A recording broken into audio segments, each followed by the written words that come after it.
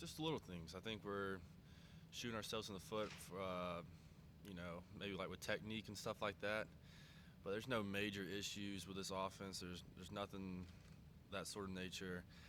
It's just the little things for us that are very fixable, and just you know we just got to go back to work and be honest with ourselves, and um, just keep uh, giving the effort and the passion, because that's there. And this team plays extremely hard, and everybody cares. That's not an issue. It's just the little details with us. And we'll get it right. No one's worried. No one's freaking out. So Does it, is it a little bit of a mental issue in the sense that, hey, we've got two losses already and maybe we're not going to be able to get to the playoffs? no, What do you feel? no. I mean, no one's used to having two losses. I mean, but that's not. We can't worry about playoffs right now. We got to worry about this week. We got to worry about BC. We got to worry about getting better. As long as we put our head down and continue to work and put in the work and try to get better, you know, look up and we're 10-2.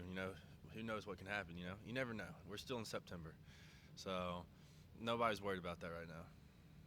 Why do you feel like some of the same mental mistakes that were happening like in week one are still happening week four? It seems like. I don't know if they're the same mistakes, but you're never going to be perfect with anything. It's always, you're always trying to get better, and there's always going to be things to work on and to figure out. So,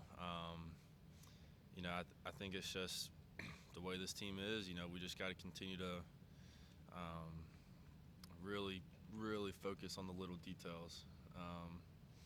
So. Davis, I want to talk about, obviously, you guys want to stay together. That's the big thing, like a little first year right now. How would you say the team morale is, and just kind of sticking together? I think everybody's fine. I think they're good.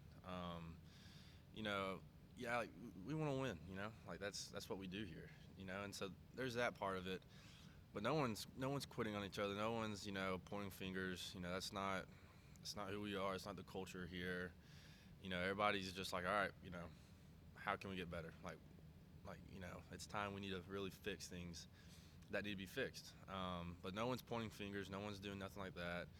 Everybody's, times like this, either you're going to split or you're going to come together even stronger.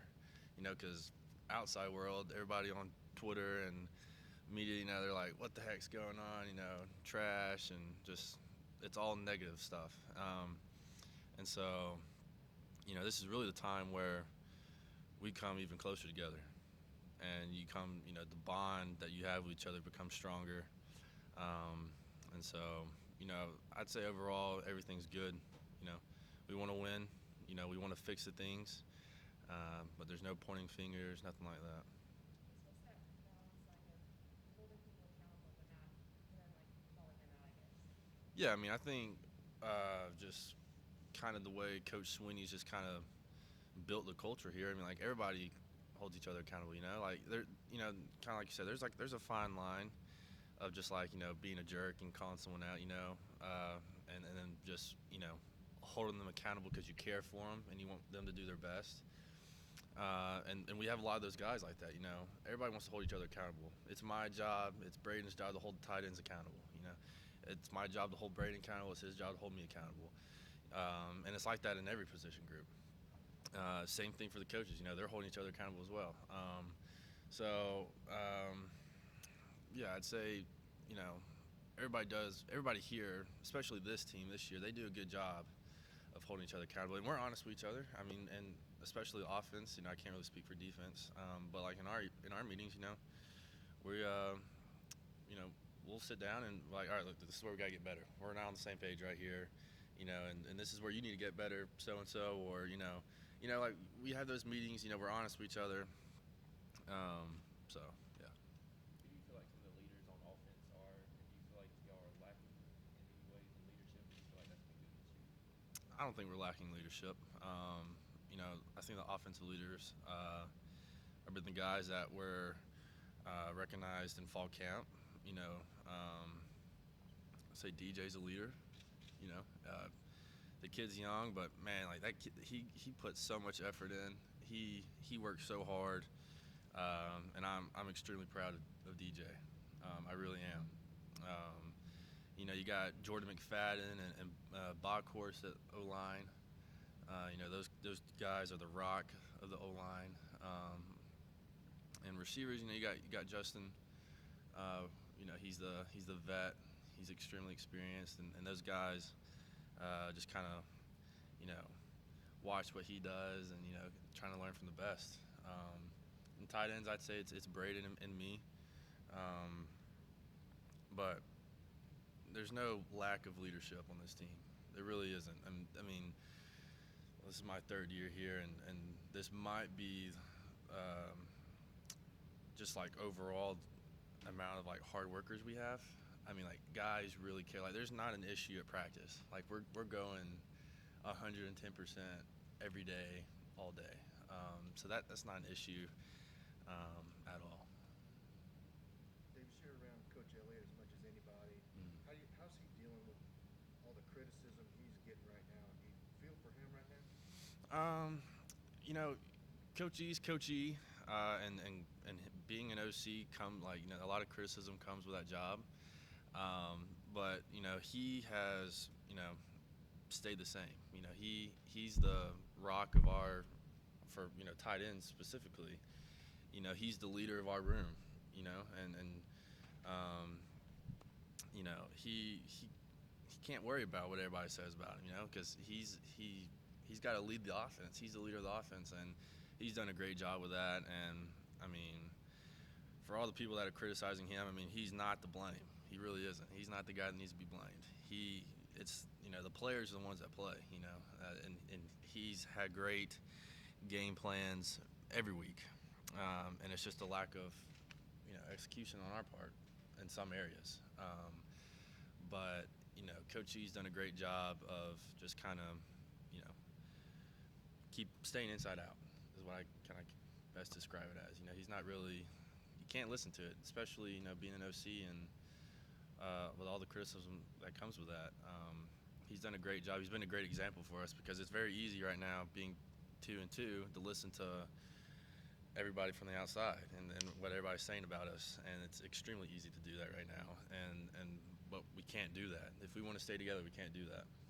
We got to stay inside out, and he's been a great example of staying inside out and just focusing on what you can focus and what you can control. And so he's done a good job of not listening to the outside noise. Oh yeah, I don't check social media anymore. Not right now. I mean, it is filled with negativity. It's not good for the soul, in my opinion. So yeah, I've been staying away from that. Are you not, I mean, does any part of that bother you in the sense that, hey, we won 6 ACC titles and a couple of national championships over the last 5 years, and now people are upset about what they're seeing right now? Yeah, I mean, it is what it is, I guess. Like you're gonna find out who the true fans are. But I don't play to the appeal of the fans, or like that's not where I get my whatever you want to call it. I don't know. I play for one person, and that's my Savior Jesus Christ, and I play for Him, and I really don't care what anybody else thinks about how I'm doing or how this team's doing. Because at the end of the day, it doesn't really matter.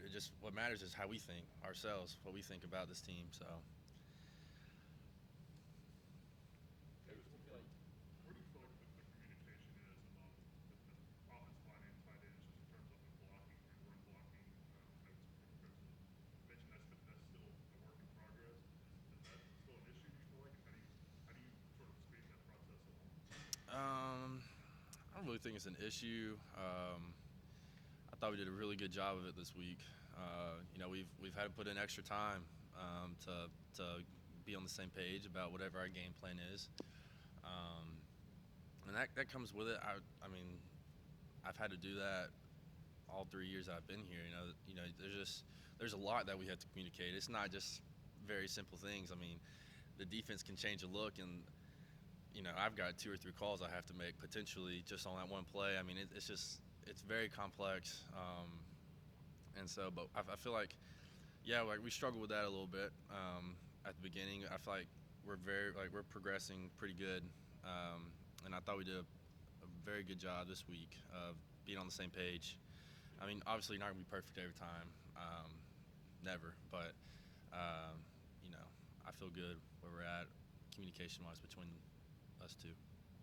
Davis, have you jumped into Boston College yet? And I'm guessing, they're playing pretty well, and they're probably going to be a little bit motivated about what happened here last year. Yeah, I've looked at them a little bit, and we'll dive into them a lot tonight. But Boston College, obviously they're a really good team. I mean, very tough, as always, and it's going to be a really good challenge this week for sure. But Coach E, he'll make a great game plan as always, and I'm very confident that his team will respond. That's what we do, and it's the culture that Coach Swinney's built here. But yeah, they're a great team, and they're gonna be tough. They really are, and they're well coached, really disciplined. They do the little things really good, and the scheme that they play in, they play their scheme really well. So it's gonna be a really good challenge this week.